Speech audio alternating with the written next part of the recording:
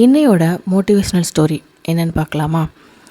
ஒருத்தங்களை பற்றி தப்பாக பேசுகிறதுக்கு முன்னாடி உண்மையாகவே அவங்க தப்பானவங்களா இல்லையா அப்படிங்கிறத தெரிஞ்சு பேசுகிறது மட்டும்தான் புத்திசாலித்தனத்தோட உச்சம்.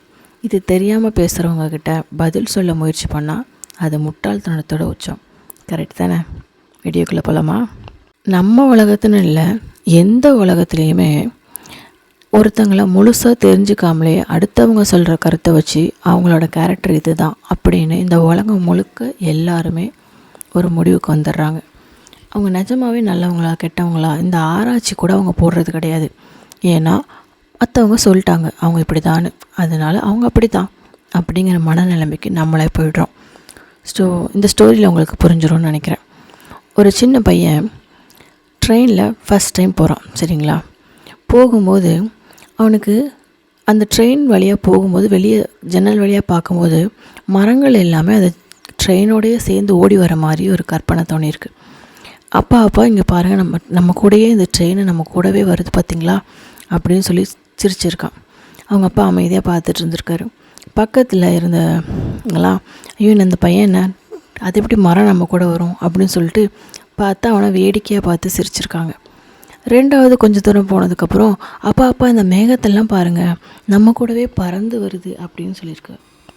அதுக்கும் அவங்க அப்பா அமைதியாக இருந்திருக்காரு. உடனே பக்கத்தில் இருக்கவங்களாம் இந்த பையனுக்கு என்ன பைத்தியம் பிடிச்சிருச்சா, எதுக்கு சம்மந்தம் இல்லாமல் லூஸ் மாதிரி பேசிகிட்டு இருக்கான் அப்படின்னு சொல்லிட்டு அவங்க அப்பாவை சீக்கிரட்டாக கூப்பிட்டு உங்கள் பையனை ஒரு நல்ல டாக்டர்கிட்ட காமிச்சிருக்கலாம்ல, அவருக்கு ஏதோ மனநல பாதிப்பு இருக்க போல் அப்படிங்கிற மாதிரி அவங்க அப்பாட்ட சொல்லியிருக்காங்க.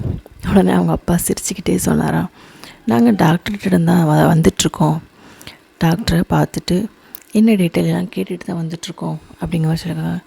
என்ன சொன்னாங்க அப்படின்னு சொல்லி கேட்கும்போது இன்னிலேருந்து உங்கள் பிள்ளைக்கு நல்லா கண் பார்வை தெரியும்னு சொன்னாங்க அப்படின்னு சொன்னாராம்.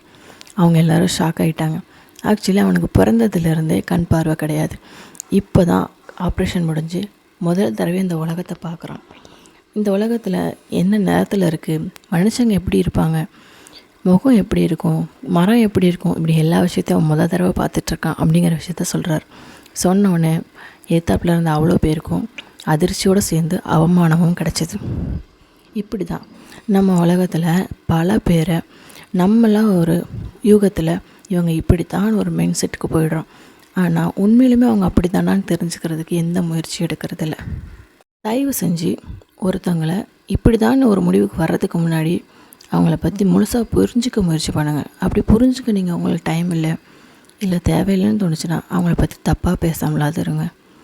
இது ஒரு பெட்ரு முழுமையான நல்ல சொல்யூஷனாக இருக்கும்னு நினைக்கிறேன். யாரோட கேரக்டரையும் தப்பான விதத்தில் போர்ட்ரேட் பண்ண முயற்சி பண்ணால் நம்மளோட ஒரிஜினல் கேரக்டரை உலகத்துக்கு காட்டுறோன்னு அர்த்தம். ஸோ இதில் வருத்தப்பட வேண்டியது போர்ட்ரேட் பண்ணுறவங்க தான் நினைக்கிறேன். உங்களை ஒருத்தவங்க அப்படி பண்ணுறாங்க அப்படின்னா நான் அப்படி இல்லைன்னு பதில் கூட நீங்கள் சொல்ல தேவையில்லை, அவன் அப்படி தான் நீங்கள் மைண்ட் செட் பண்ணிவிட்டு அந்த இடத்த விட்டு க்ராஸ் பண்ணிவிடுங்க. ஸோ இந்த கதை உங்களுக்கு பிடிச்சிருக்கும் நம்புகிறேன். ஸோ இந்த வீடியோ உங்களுக்கு பிடிச்சிருந்துச்சுன்னா லைக் அண்ட் சப்ஸ்கிரைப் பண்ண மறந்துடாதீங்க. உங்களோட ஒவ்வொரு சப்போர்ட்டும் எனக்கு ரொம்ப ரொம்ப முக்கியம். தேங்க்யூ.